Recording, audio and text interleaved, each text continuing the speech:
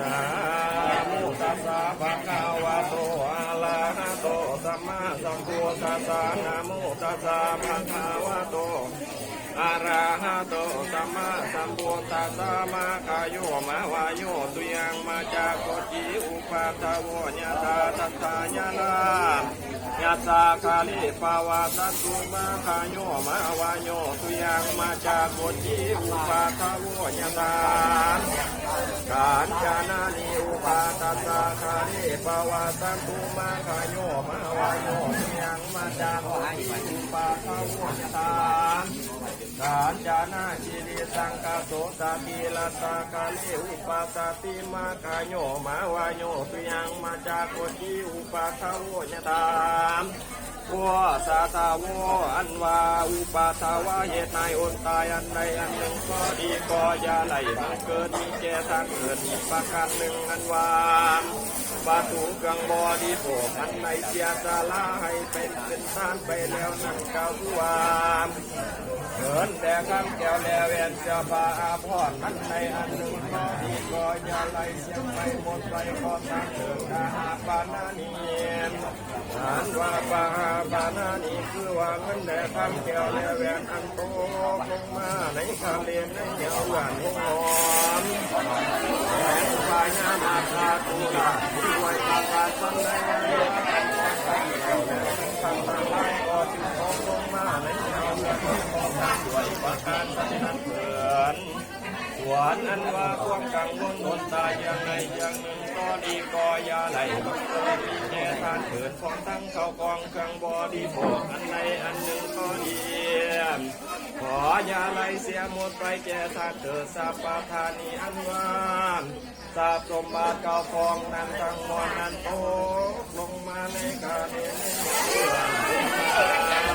กาเสียทีด้วยประการสันติส่วนอันใดอันว่ากับสมบัติตอนนั้นก็ตกลงมาในกาเนเอาเรื่องของการด้วยประการสันติเกิดกับความสำเร็จไปทางการเป็นสมบัติความบ่สวายเดือดนอนใจเจ็บปวดไม่โอ้ทางการก็ดีก็อย่าไหลมันเกิดมีแก่ทางเกิดมีประการนั้นว่าเก่าของเครื่องบริโภคอันใดที่หวังเงินแด่คำแก้วและแหวนเสื้อผ้าอาภรณ์และโฆษณาอาหารก็อย่าไหลเสียไปหมดไปจากทางเดินลักสาตาระปัสนีอันว่าอาบนแก้วเจ็บประการอันโตลงมาคุณกองปัสสาวะเสียจันทร์ก่อนต้นนาเป็นนาลักที่ไม่สิกับปลาไหลสะเด็ดของทางนาในวันนี้นี่แก่ประการนั้นนาว่าอาบนแก้วเจ็บประการคือแก้วปัสสาวะเพียงตาแล้วทีละงานแก้วปัสสาวะมีแสงเงินของแก้วมาสันนิแล้วคือตัวนี้มาแก้วมาสีดาแก้วปัสสาวะน้ำซอยโตกำโซเกลือให้โตโตคนยาด้วยมุ้ง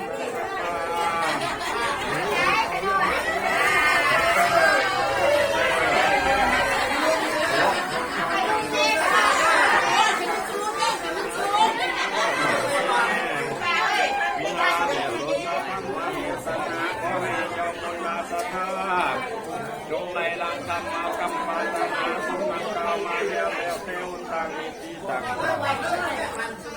เขาเลิกเขาเลิก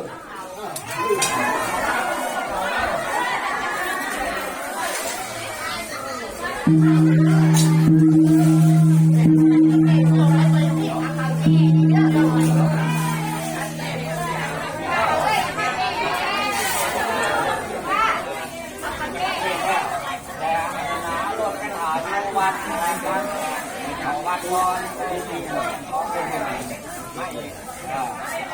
วัดก่อนนี่แหละทางบาทมาเลยที่ดีเลยแต่ก็น้อยกว่านี้ดีมากว่าเขา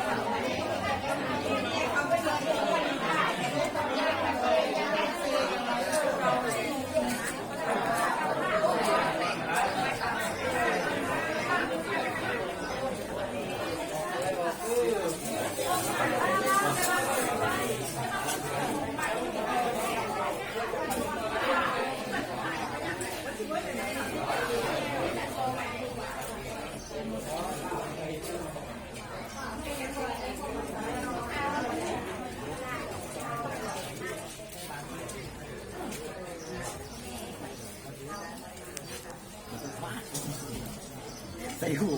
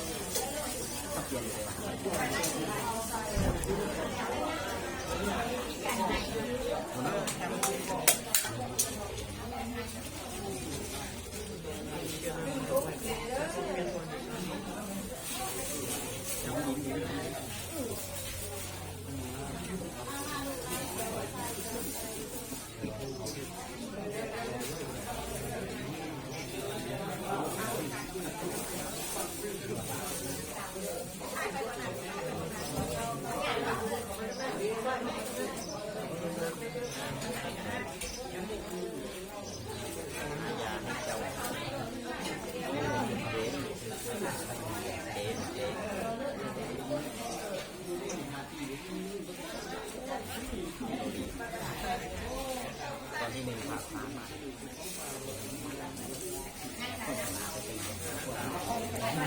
คนดูเขาเลยดูเยี่ยนในกับตลาดเลย